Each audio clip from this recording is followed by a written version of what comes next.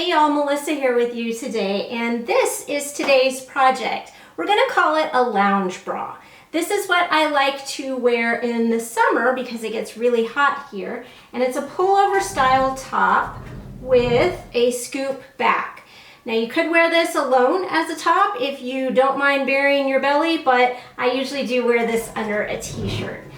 I've got pattern details linked below and also up here, so check that out, and then I'll meet you back at the camera to show you how to sew this up. Now that you've got your pattern, let's talk supplies. I've cut out all my pattern pieces, so I have armbands, I have the bottom band, I have the neck band, and I have the back and the front, which were each cut out on the fold. On the front, in addition to the outer piece, which is all that you're required to have, you can optionally cut some other layers. So I've added a layer of mesh that I feel like it just adds a little bit of support. This is not something that I would wear like to go running in. It's not that kind of support, but it does add a little bit more. And then I also like to have a lining on the inside of the front here. I just feel it's more comfortable.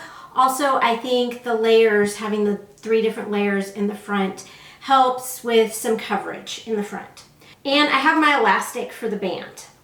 And the first step is going to be to baste all of these 3 fabrics together so that I can treat them as one.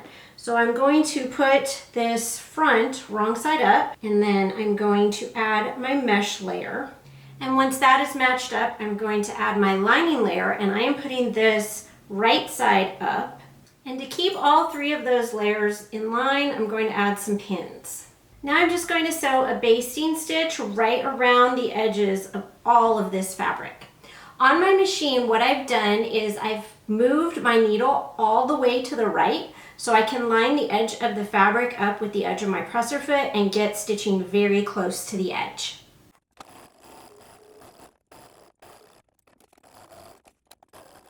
Once you have basted around all the edges, this is what it looks like. And then what I want to do is take the back piece and I want to put these right sides together, and we are going to stitch across the shoulders and down the side seams. And I've set my machine to a lightning bolt zigzag stitch. You do need to use some kind of stretch stitch when you are doing these seams.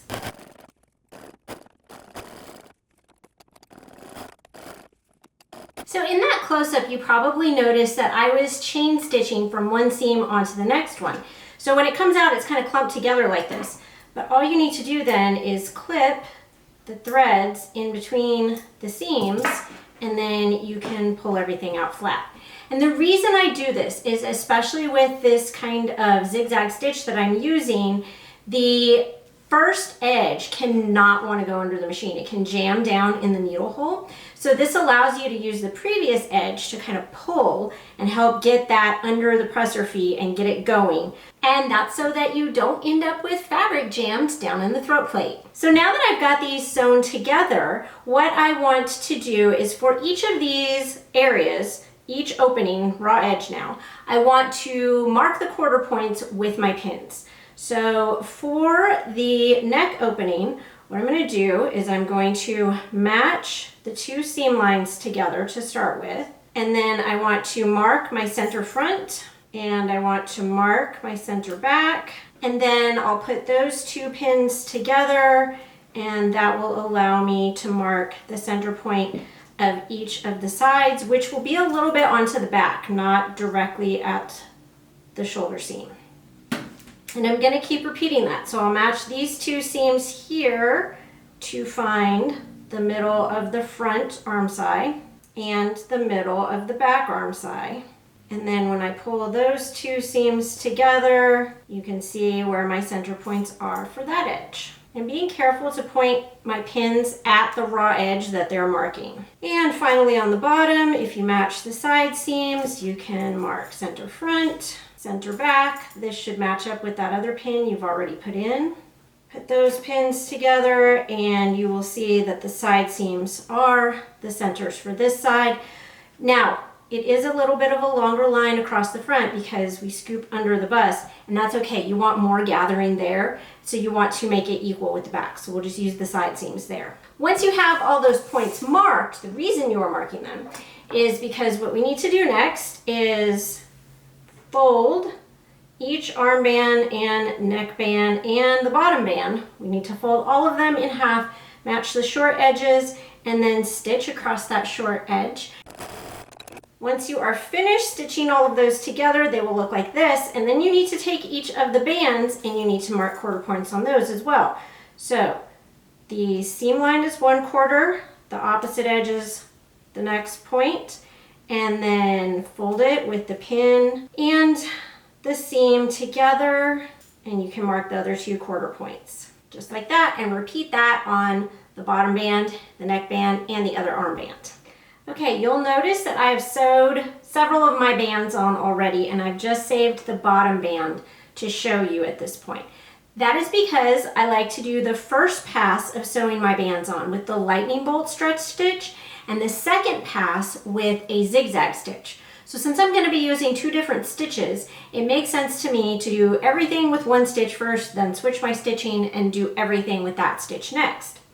What I need to do with this band is the same thing I did with all the other bands. I've got my top right side out, I've got my band wrong side out, and I am going to match my quarter points with the points on my top. So I'm matching center front to center front here.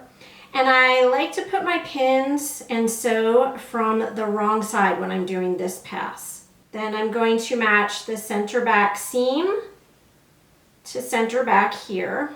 And I'll use 2 pins so that I can keep that seam allowance open. And then matching each side seam to the last 2 quarter points.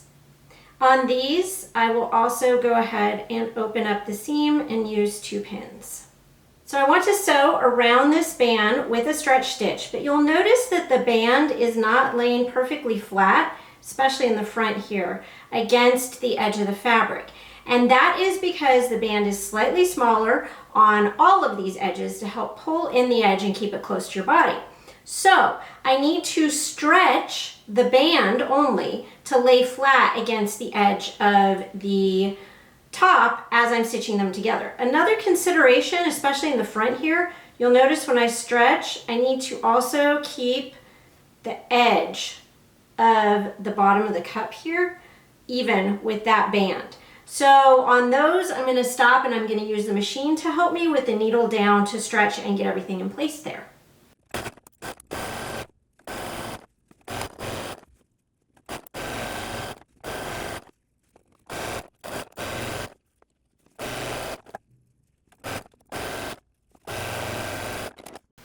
So here is what this looks like all sewn together.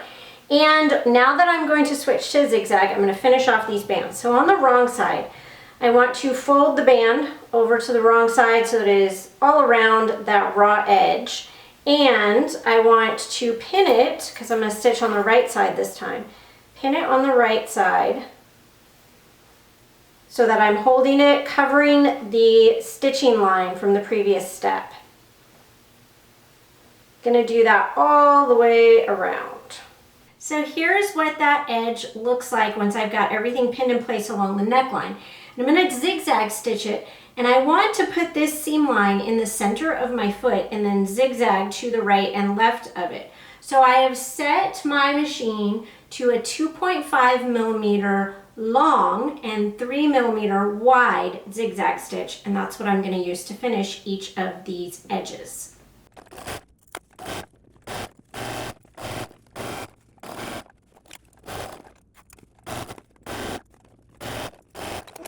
Okay, here is what my finished bands look like on the inside, and on the right side they look like this. Now I have not finished the lower band because there's one more thing I need to do before I finish that, and that is add the elastic. And I like to add this for this band all in one go. So I'm going to be putting the elastic in and sewing it shut all at once. The first thing I need to do is but these elastic ends up next to each other, and I'm gonna zigzag them together.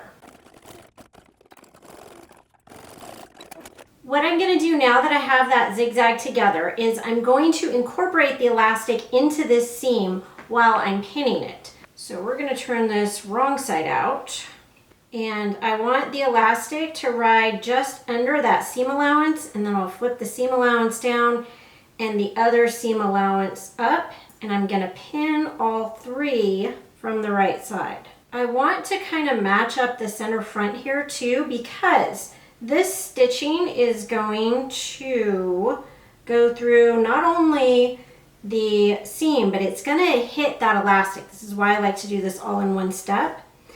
And it helps keep the elastic from sliding around, which I find beneficial in this type of bra. So go ahead and get that pinned in all the way around. Okay, once you've got that pinned in, then we are going to stitch from the right side with that same zigzag stitch.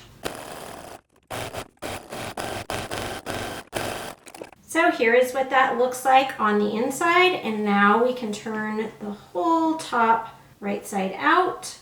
And here's what it looks like when it's finished. And check out this playlist for all kinds of clothing that you can sew for yourself.